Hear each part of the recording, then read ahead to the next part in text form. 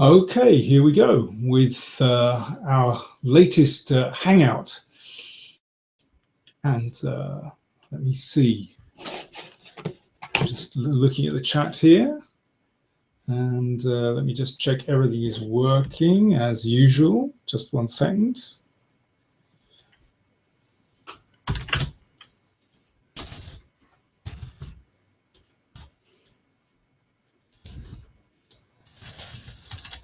Just 1 second, folks.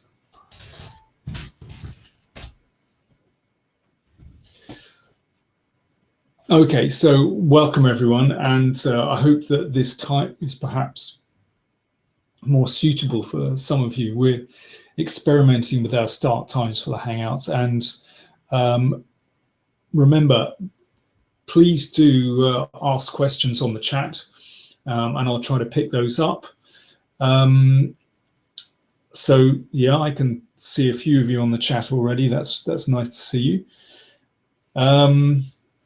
So if you have any questions, what I'm going to do is, go through a few positions, and if you have any questions, then please do just write in, and hopefully everything will work okay. So I should say that for this occasion, I want to look especially at the games of Bardo Jobava from Georgia, who won the gold medal for board 1 at the Baku Olympiad, of course, that's just ended a week or so ago.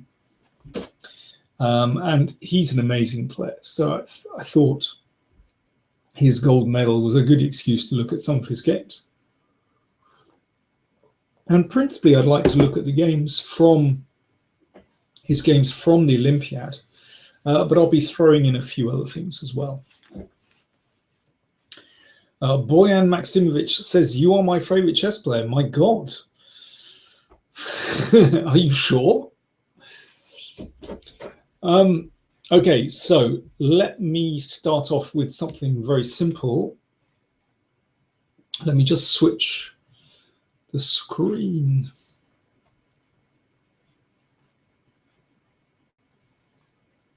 So this position, and this wasn't from the Olympiad, but this is one of Bardo's games from 2016, played earlier in the year, from the Swedish Team Championship playoff, and it's black to play. So how did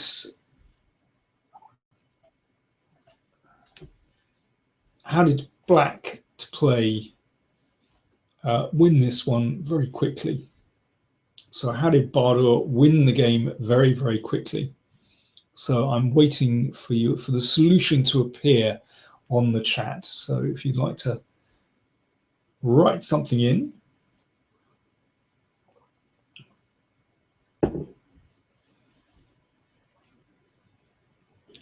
Oh, it's all gone very quiet. I think there's a slight delay. But if you'd like to write in the solution, black to play and win in this position. So this wasn't too difficult. Emily Sharich says rook takes g4. Let's have a look at that. So after rook takes g4, what happens if I take this off? Well, that's an exchange gone. So I'm not quite sure what's your ideas. Robocop said he sneaked peek, and so did others. Yeah, I'm afraid I didn't have it in training mode. Yeah, I'm not sure what the point of rook takes g4 is. But yes, well done. Emily Sharich says it was just a guess. Oh, guessing is a risky business in chess. If you guess, that's a bit like walking across a 3-lane motorway. You might get away with it, but you might not. Okay, rook d1. Well done, everyone that's got this one. Of course, if rook takes rook, then knight e2 check, forks king and queen. But let's go back, because in this position, queen e3 was played. So still a little bit more work to do. So how do you win from this position? Rook d1 was correct, but we still need one more move.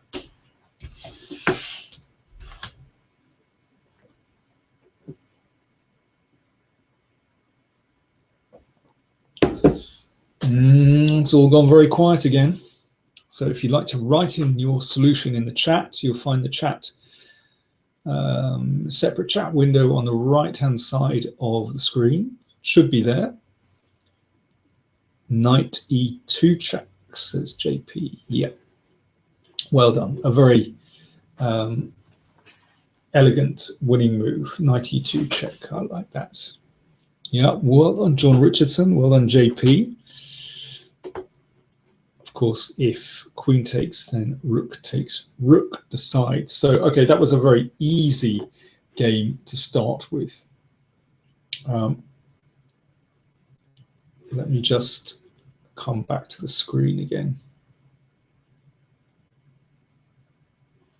There, I'm back again. Okay, so welcome everyone. Welcome to the latecomers. As I was explaining before, on this Hangout, I'm going to devote the whole program to the games of Bahadur Jobava. Now, Bahadur plays for the Georgian team and recently won the gold medal on board one at the Baku Olympiad. And well, he's an extraordinary player, and I think it's a really good excuse to look through his games. Bahadur is 32 years old. He currently has a rating of, let me see, not 2670 something. It's not a huge rating. His peak rating has been 2734, but he has enormous fluctuations in his EDO rating. Some tournaments he plays absolutely brilliantly, like in Baku, where he scored 8 out of 10, 6 wins and 4 draws. And by the way, his rating performance, they do the gold medal on rating performance on each board. And Bahadur's rating performance was 29-26 with his score of 8 out of 10, which was way ahead of the silver medal winner. So an absolutely brilliant performance. What was quite funny was, some of you might have seen the little clip that we recorded with him. I had managed to have a quick chat with him just before he went into the medal ceremony at the end of the Olympiad. And he had no idea that he'd won the gold medal. He just, just loves his chess, just plays his chess, and what will be, He's quite an extraordinary character, and hopefully I'll be able to demonstrate how his style is over the course of the next hour. He has a very swashbuckling style, very adventurous, quite unorthodox, but actually that's a bit too much of a stereotype, because actually he's a very multi-faceted player, many different sides to him. So let's take a look at the first game that he played in Baku. He started in round 2 in the Georgia-Iran match. Iran had a superb Olympiad, I should say. So let me just switch to the board again. So just bear with me while I switch over. Just 1 second.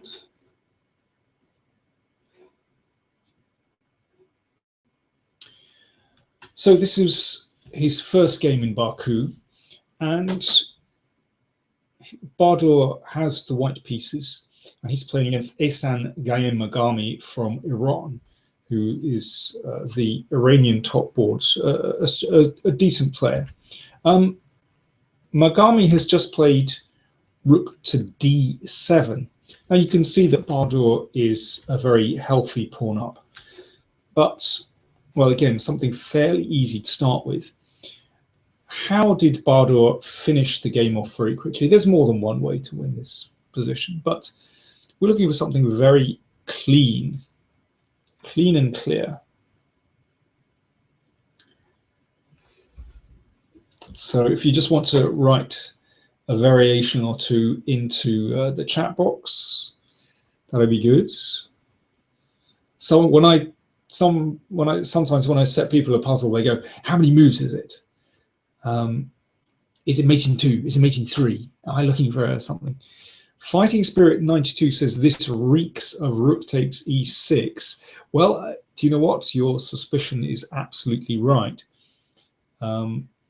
This position does reek of rook takes e6. A rook e1, I don't know if rook e1 is such a good move because bishop takes a2. Well, it keeps black on the board at any rate. Boyan Maximovich wants to play bishop b5 followed by rook f1 check. Let's go with that. So bishop b5. So white can do all this with tempo,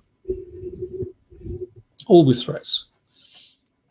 So if the rook moves, let's say, I don't know, random move, if the rook moves here, then you can give a check, and obviously once the king moves away, you exchange here and take on e6. So basically, in this position, the rook has to protect the bishop. And as Boyan Maximovich says, rook f1 check, of course, not the only move to win. And the king went back. And now, what's the move for white? So this is, again, we're starting with pretty simple stuff. But it's interesting how Bahadur somehow makes games look very simple sometimes.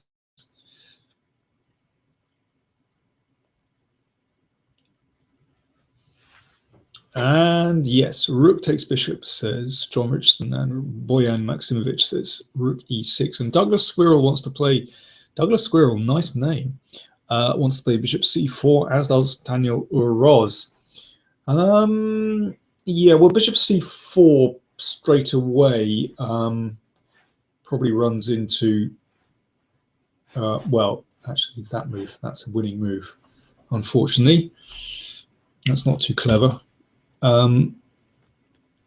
But yes, rook takes bishop is very, very simple. And this is the game continuation. And now just rook e1, and this, of course, is just a piece of cake because white is a pawn up.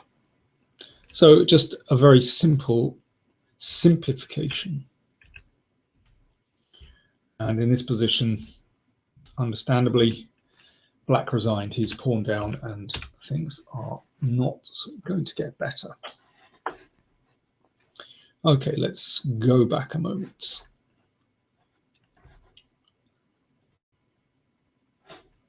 There we go. I'm back again. And well, I can see we have more people who've joined us as well.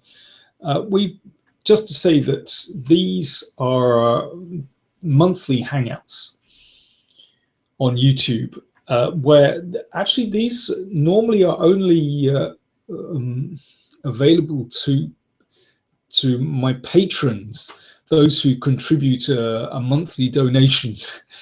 But we decided this month to throw it open to the general public, and this will be available to watch on the YouTube channel as well afterwards. So we just thought we'd try and generate a little bit more interest. But of course, if you want to watch these every month, then do make a contribution on Patreon, patreon.com.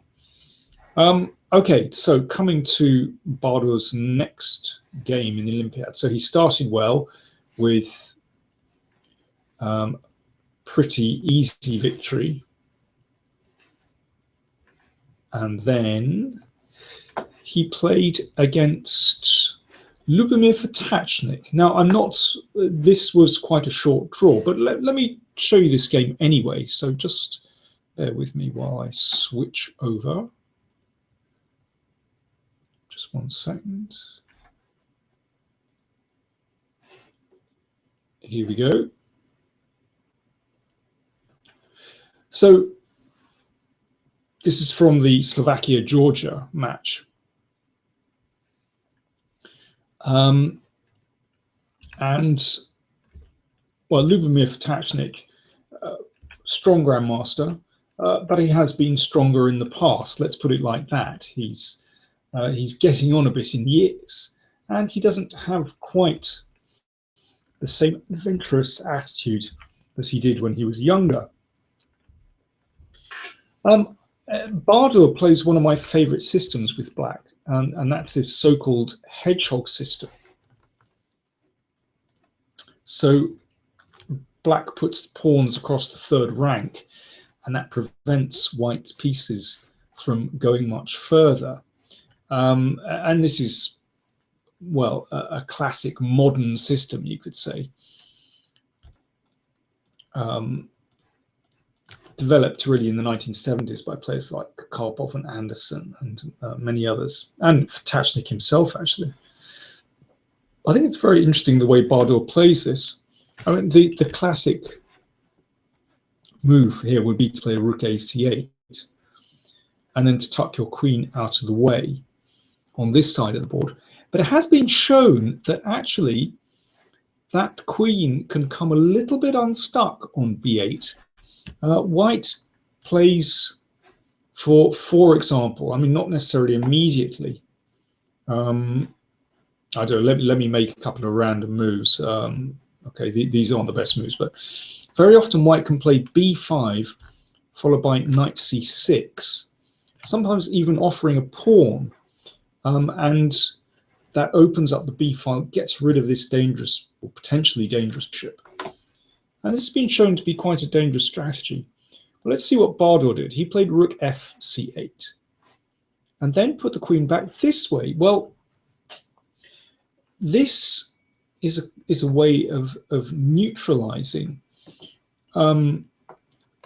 this plan of b4, b5, because obviously the queen is not going to be a target on b, because it's not on b8. And often the queen will come this way to e8, f8, sometimes even to g8 after king h1, followed by g5. And this is fascinating strategy. There's a wonderful game by Portish who played exactly like this. Very dangerous. And here Bardur played knight e5, which is probably a little bit premature. Rook ab8 is probably the best way to play.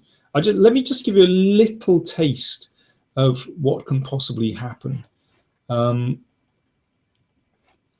knight b3, and now, wait a second. Sorry, instead of rook ab8, king h8. This was played by Portish. Fighting Spirit 92 says it seems very similar to the Fischer plan. Yeah, well, Fischer was an early adopter of hedgehog systems. He played it against Anderson with white and got in this g4, g5 idea. So this is the game that Portish played. Now g5, and this is very typical of the kind of tactics that one encounters in the hedgehog. Was if this is taken, then of course knight takes e4, and that's unpleasant, as well as this pawn being on. And black's idea, of course, is to undermine the support of pawn on e4 and get some attack on the king as well. So this is extremely dangerous. But Bardur probably didn't get it right. He played knight e5, which it might be a bit premature. And here, well, let me just explain very quickly. The game ended in a short draw. The players were content to repeat. In fact, in this position, Tachnik could have just lunged forward with f4. Now, white has to be very, very careful when you play this move in the hedgehog,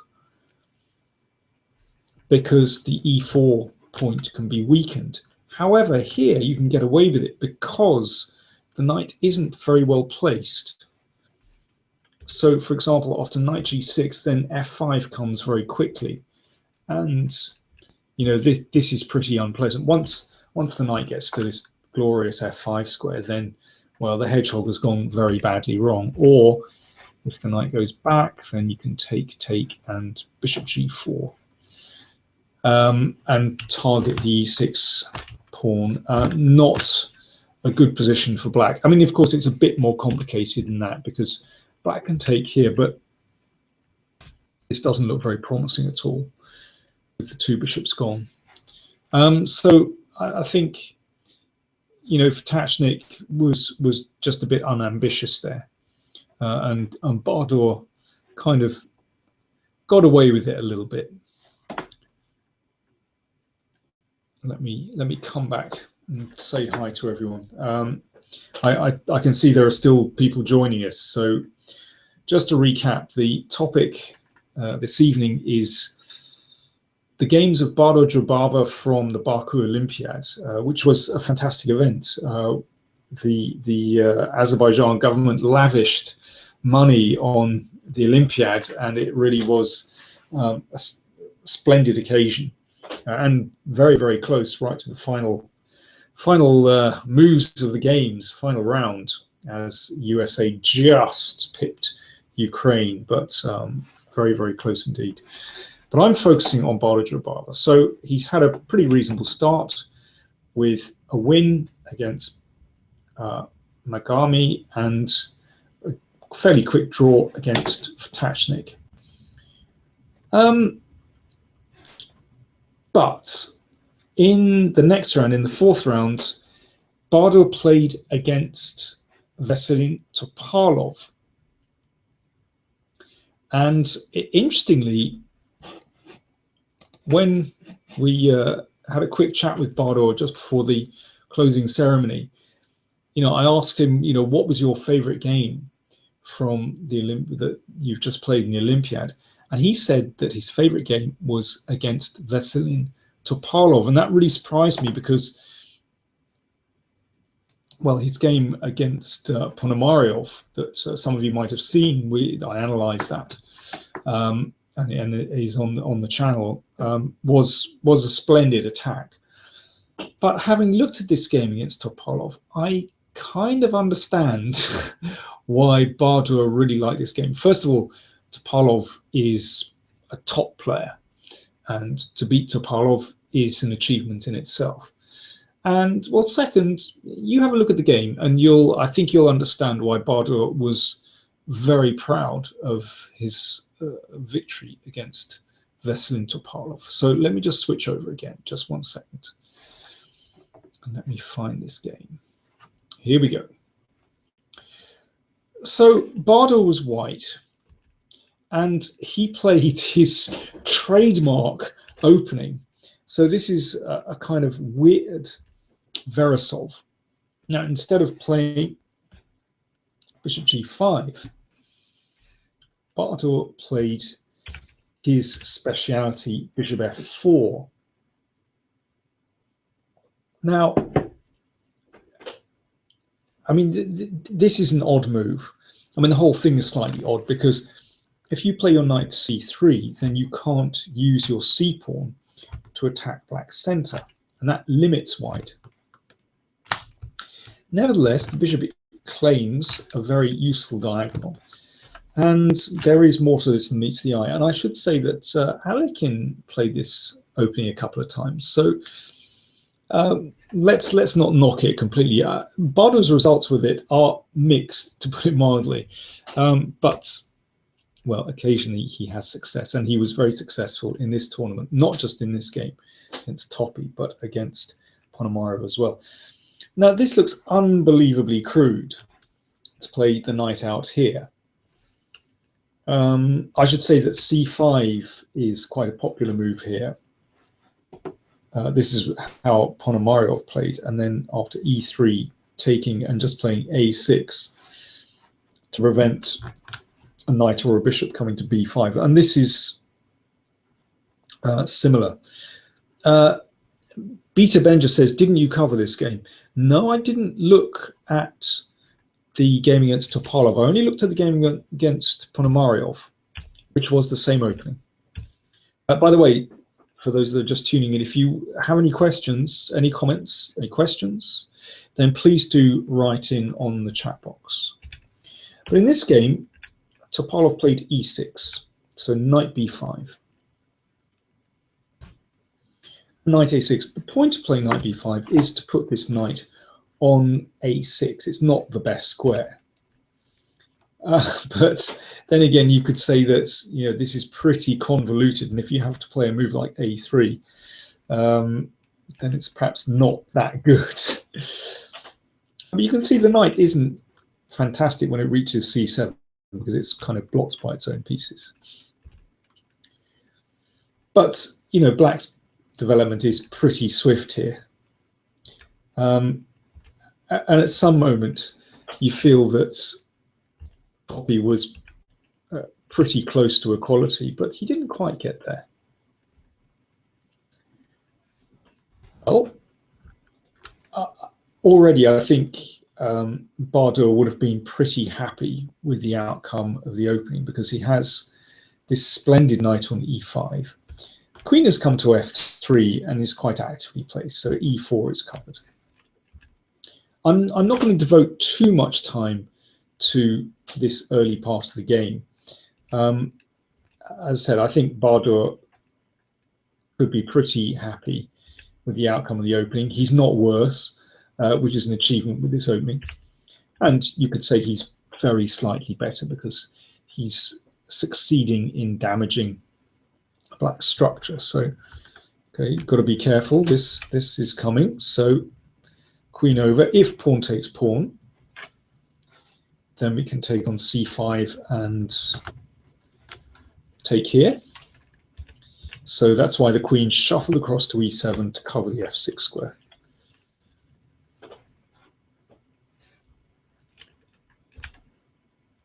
Rook e1. So, I mean, this is a splendid outcome for white. White is simply more active. Smederevsky SK says, could the knight a6 go back to b8, then to d7? I've got to go backwards. So hang on a second. Put knight on a6. I suppose you could put the knight back to b8. But then if I count the tempi, then I suspect that white is doing quite well here. Let me go forward. Pavel Pritchak, apologies for butchering the pronunciation, says, would you agree that Topalov is the easiest to beat among elite players? However, I like his style a lot. None of the elite players are easy to beat. Okay, let's continue on with the game. Sorry, just to recap. So, white's development obviously pretty good, but things aren't so simple because if this is captured, then this can open up the F file. And don't forget, there's a diagonal open, which could be an unpleasant check. So, Toppy survives this early onslaught anyway. And round about here, well, I would say, I think white has, as they say, a symbolic advantage. Obviously, black structure on the king's side has been slightly damaged, and white has a more mobile pawn majority on the queen side. However, making something of this with just major pieces on the board is extremely difficult. This game illustrates, I think, part of Bardot's play, which is, he's known for sort of, his unorthodox openings and, some splendid attacks. But actually, one of the things I've noticed going through a lot of his games is that his endgame play is absolutely brilliant. He loves endgames, and he plays them very sharply. So already I think we're in a kind of endgame. And, white is certainly has some advantage here. Queen e5, his major pieces look good. But making anything of this, extremely difficult. Queen g5, I guess, could be met by f4. And That holds everything together. So queen c6, I think Topalov is right not to exchange queens. I think that would certainly give black something to play for. It's easier to advance this queenside pawn majority, and the king obviously can't come to e7.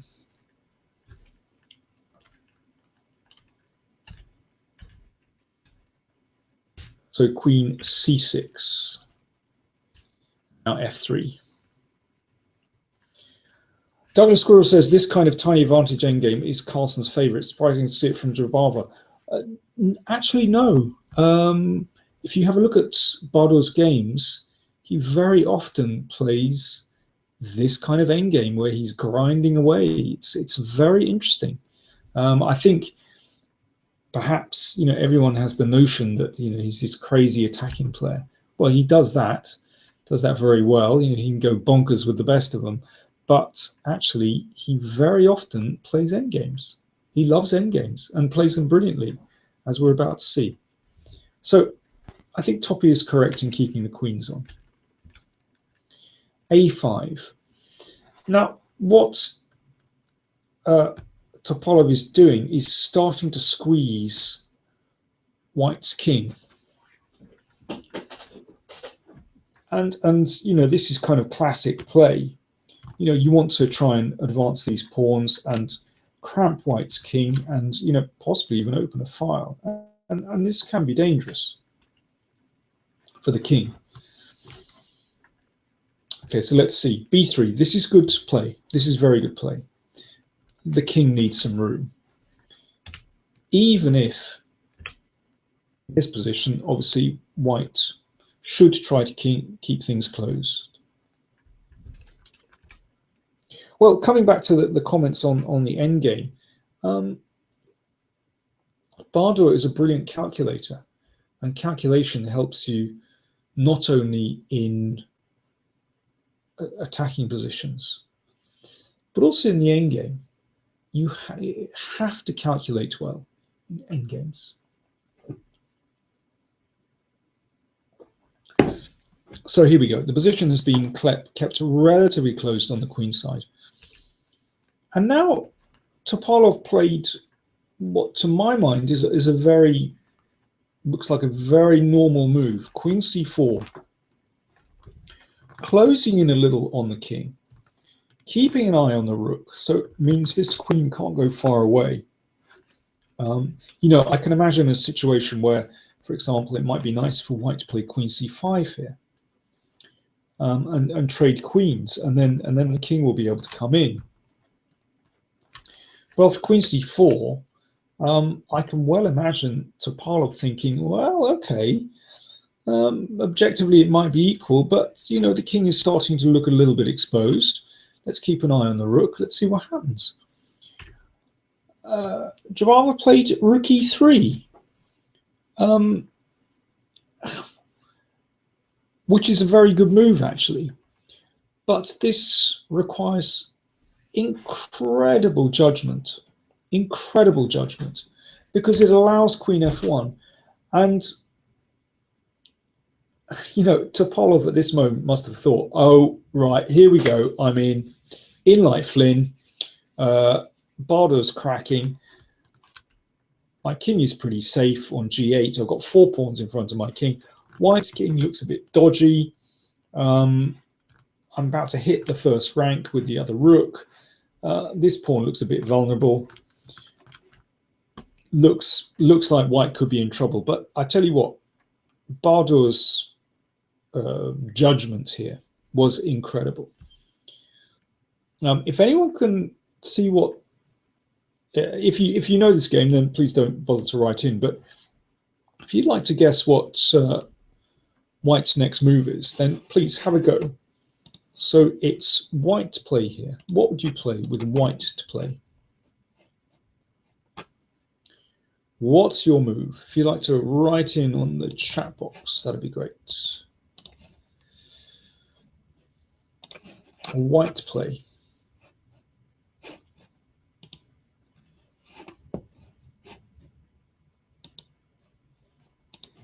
What would you do here?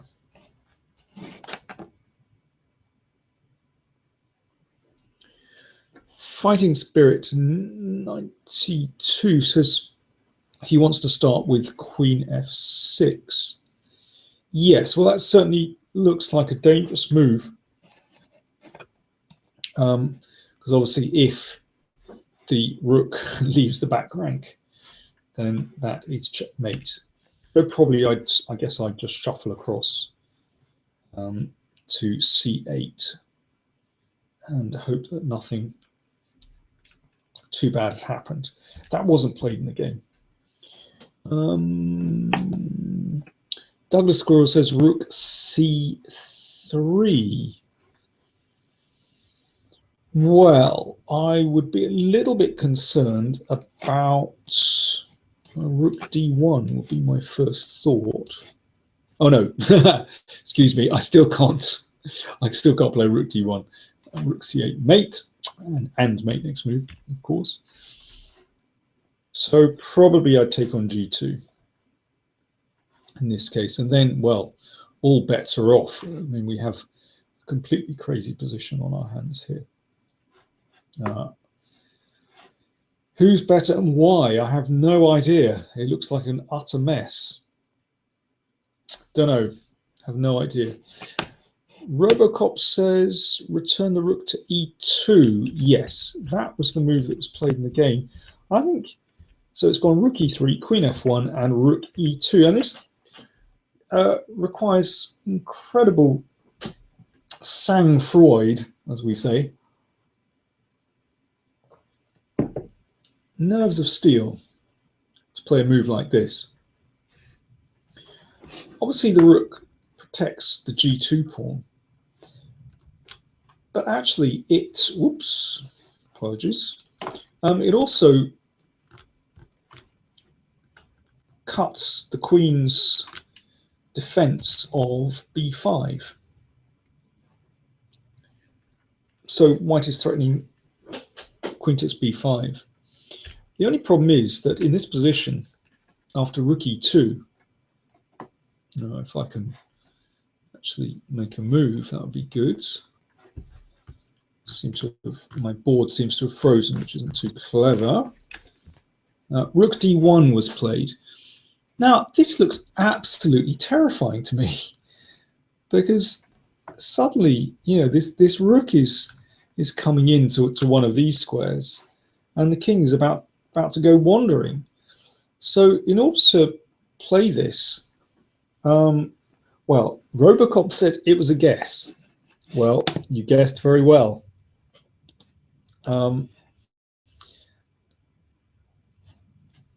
You got away with it. But of course, you would have to judge this and calculate extremely carefully before going in for it. And Bardo, with incredible coolness, simply whipped off the pawn on b5. Unbelievable. So let's keep going. It went check. Brandon Jonker said white could force a draw. Yeah, Brandon, but Bardo wants more than a draw. That's the point. And now Toppy played king g7. Okay, so here's my question for you. What would you play if queen c1 instead in this position? What would you play on queen c1?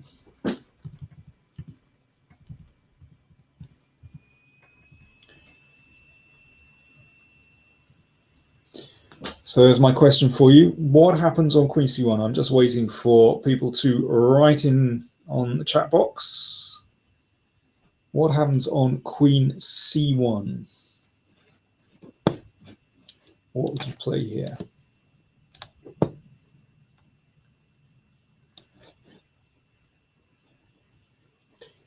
We have queen takes a4 has been suggested, which, well, nerves of steel, Daniel Oroz. You can probably get away with that, but it is flipping scary. very scary.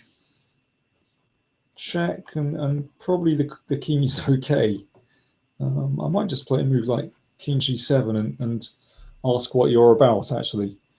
It might be, you might be blundering into a mate.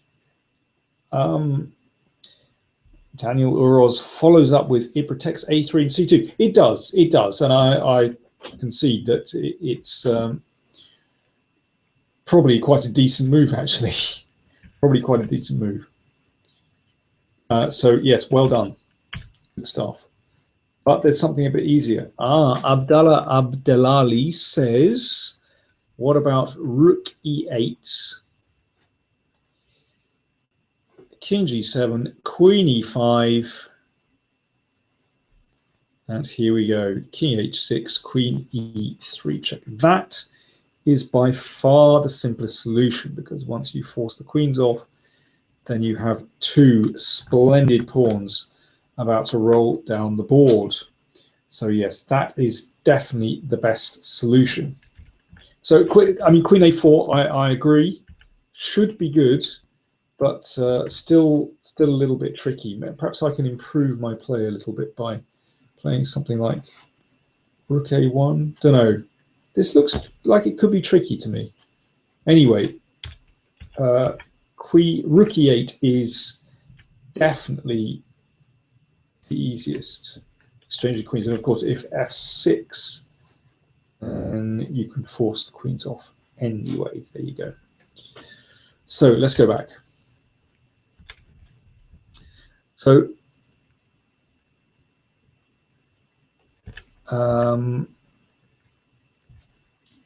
instead of queen c1, it went king g7. And then queen e5 check.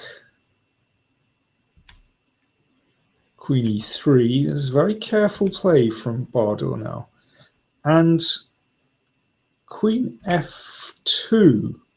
This is very nice. So Bardor is chasing the exchange of queens, which should leave him with a winning endgame, considering he has two connected pass pawns on the king's side. And once again, queen c1 should end up with an exchange of queens. So it's quite funny. This queen has to, and if queen d1, I should say that once again we can trade queens. So curiously, this queen had to hide in the corner. Very strange. But it's interesting that you know these squares, they're mined. So the queen hides in the corner. Check was played.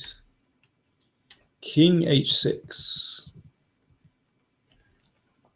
Rook e7. So Bardor on the attack. And actually, Toppy can't really do much here. He played queen g2. And queen d2 check. So at least Toppy got a pawn for his trouble. And now he played rook a1. I might come back to that position. I can see we're running a bit short of time, but rook a1 was played. I think this was the final move of the time control, and I can imagine they were running pretty short of time.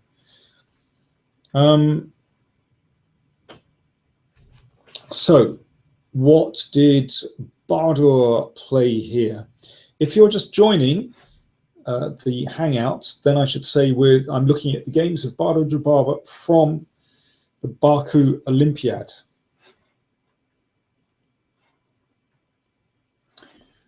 So what did Bardor play here?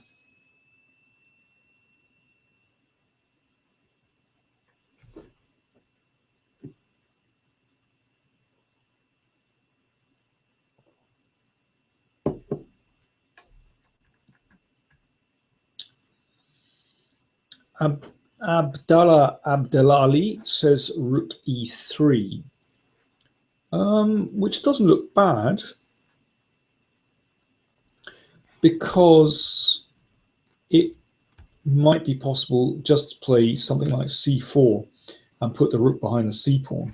I can imagine that that could well be a winning move. It looks good to me. Should be good. Yeah, it looks very sensible. I suspect there's more than one way to win this position. Other people want to play b5. Probably good as well. Yeah, probably good as well. Sorry, instead of rook e3. Yeah. And then if rook here, then c4 should be good. Fighting Spirit 92 says, I'm too lazy to calculate right now, but king c3 might work. Okay, it's the walking across a motorway technique again. It might work, but I don't know. If I take this and suddenly, could this provide some counterplay? Might do. Not sure about that one. Doesn't look so good to me.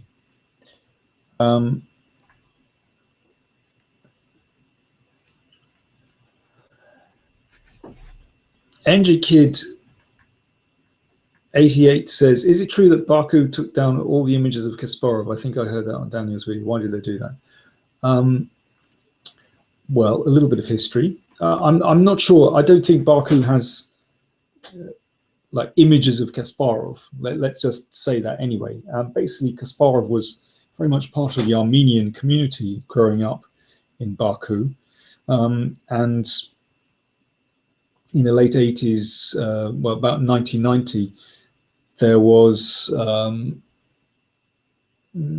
a nationalist movement, Azerbaijan nationalist movement. And it's not clear who exactly was responsible for stirring up trouble, but there were pogroms against the Armenian community. And there's also trouble in the disputed territory of Nagorno-Karabakh. Well, you can look all this up online. So there is considerable tension between Armenia and Azerbaijan. And although Kasparov is, well, Baku's greatest ever chess player, unfortunately, he is, well, persona non grata in Azerbaijan. But that's another story. But they didn't kind of take down images. He just wasn't mentioned, basically. Anyway, in the game, Bardo played rook e1, which really does decide the game very, very quickly. And after rook a3, b5, and here Topalov resigned. Why? Well, because, let me see here. Okay, this rook is pretty stuck, but basically you can prevent the rook going behind the pawn, and that prevents a rook coming to b2, so the rook has to come back that way, and then it's very, very simple. One goes through, one of them goes through. So after b5, Topalov resigned, and Bardo said that that was his favorite game from the Olympiad. And I think that's very understandable, because it's, oh, there we go. Greetings to those latecomers. Yeah, I think that's very understandable that Bardo really rated that game very, very highly, because I think the technique he showed there was beautiful. And I think particularly because, you know, inevitably time pressure was involved, and that those really tricky moves were played when players were short of time. But I thought it was absolutely brilliant judgment. And classic Jobava, you see him win many, many endgames, but also many, many tricky endgames with a lot of calculation. He's very, very good at that. Okay, next game. Well, I can see that time is running a little bit short.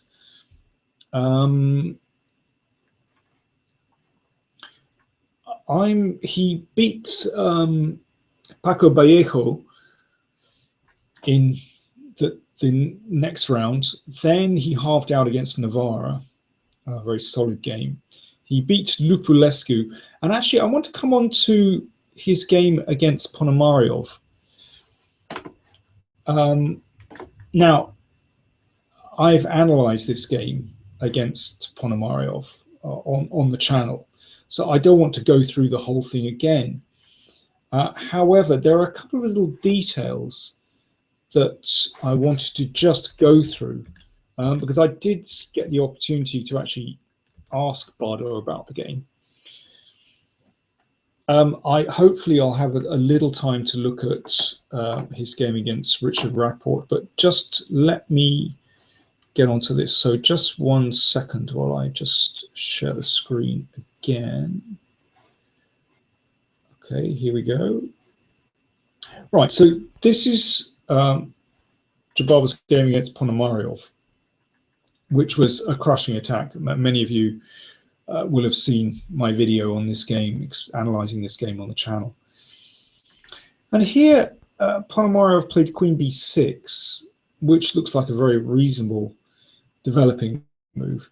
But when I analysed the game, I wasn't entirely sure how Bardo was going to react to knight c4. You know, instinctively, I would like to keep that wonderful attacking bishop, and so, you know, perhaps Queen c1. But then again, the queen isn't very well placed on c1, and then I thought, well, maybe bishop takes. But of course, you know, it's not so nice to give up the bishops, and I thought maybe transfer the queen to the king side. This might be a possibility. But I asked Bardo about this. I said, you know, what did you intend? He said he would have taken off, because he said it's not so easy for black to develop an attack on the b file.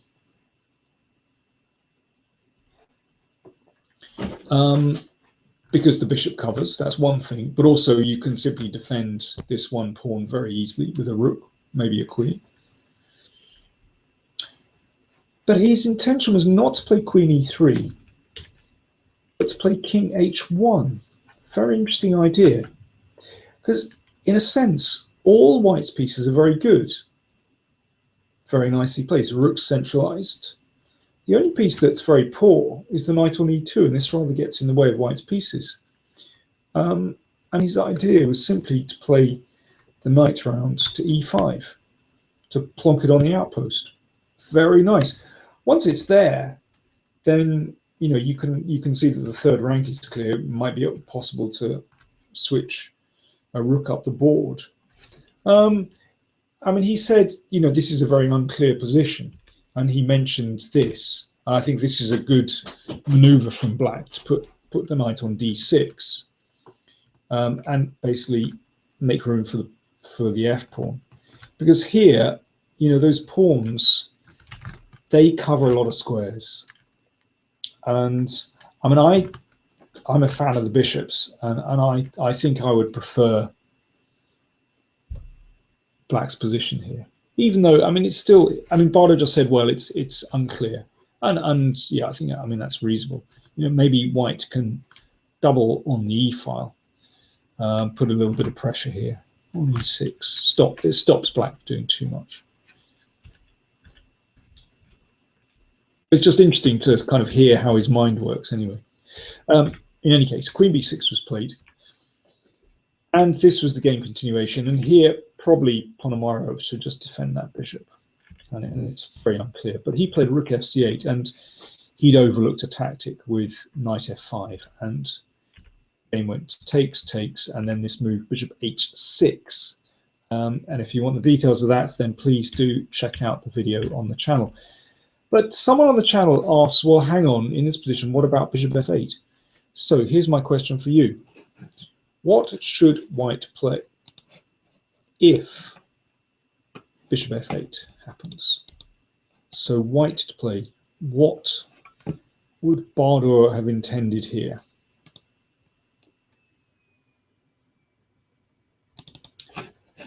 do write in on the chat box, which is to the right, should be to the right of the screen. For those latecomers, I should say that this is a monthly hangout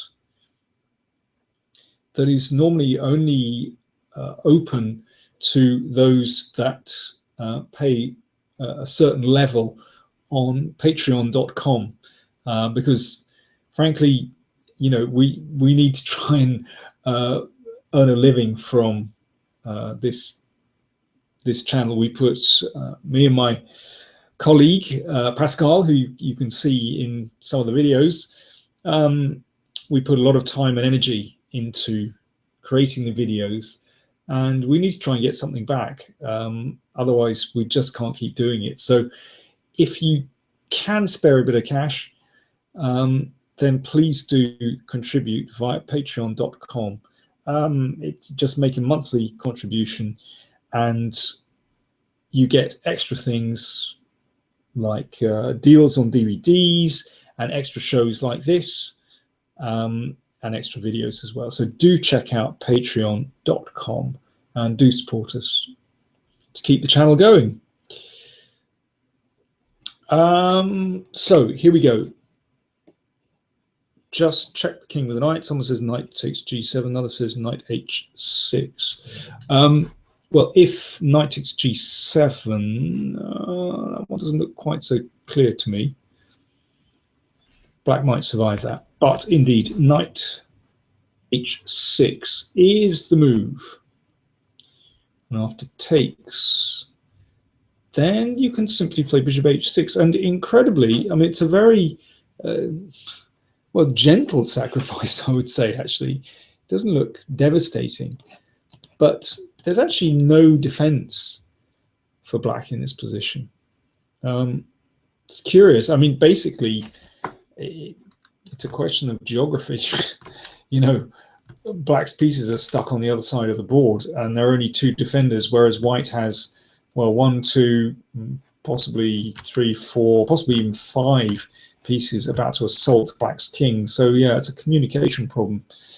Let me just show you. So for example, queen d8, then you can just give a check and you take on f8, and obviously the queen is overloaded because f6 is on prise. So let's just go back. And instead, if on knight e8, this is quite nice actually. Knight e8, this is funny. So we take and queen h6 check. And, well, let's say knight g7. Okay, what's the move now, guys? White to play. What's the move?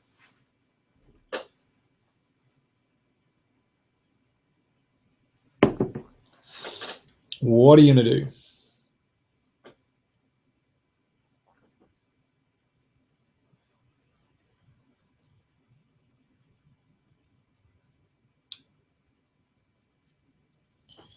It's all gone very quiet on the chat. There's probably a little bit of a delay. Shenji Tao wants to play queen h7. I mean, do you know what? This is probably very good for white, but there's something that's far more convincing. And yes, knight d5, says Abdallah Abdelali.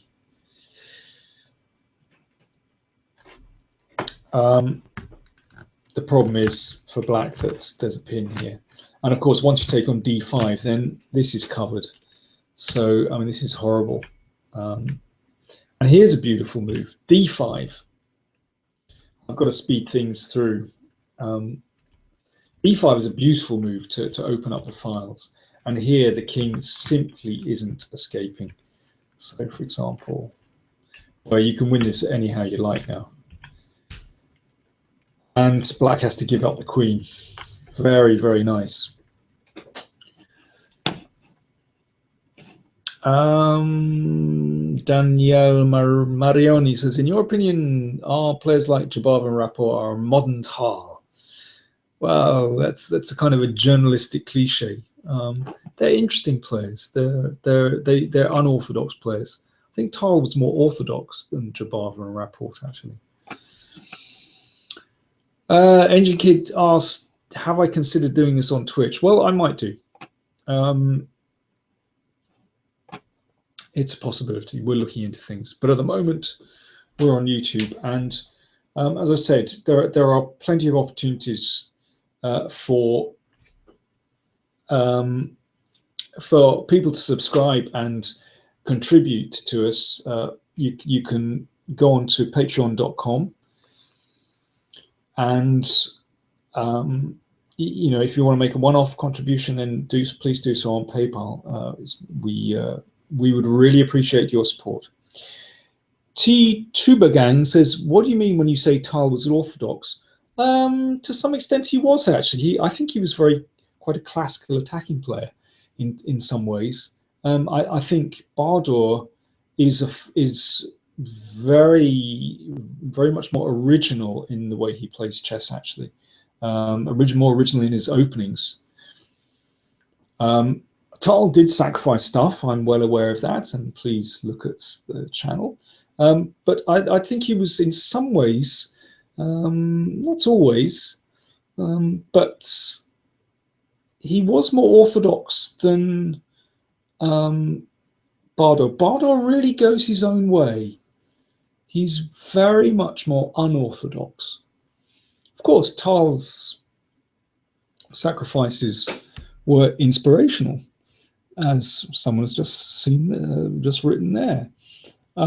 But actually, you know, he played his fair share of very classical games as well. Whereas Bardor really kind of goes very much off the wall sometimes. But anyway, we're splitting hairs, possibly. Listen, folks, I think I'm going to have to leave it there. Let me see. Perhaps there's one last. Is there one last little flourish I can show you to finish? Well, I think I'm going to leave it there, folks, because it's nice to leave on a completely crushing note. So let me just come back to.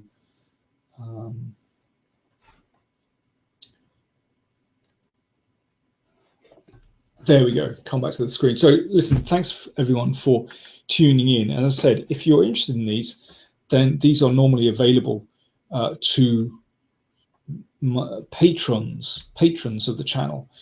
So do consider going on patreon.com and contributing. There's going to be more stuff coming up on the channel. Preview of the World Chess Championship, for example, coming up. I'll be looking at past games between Carlsen and Karyakin and much more besides. So thanks for your interest. Thanks for your support. And see you soon. Bye now.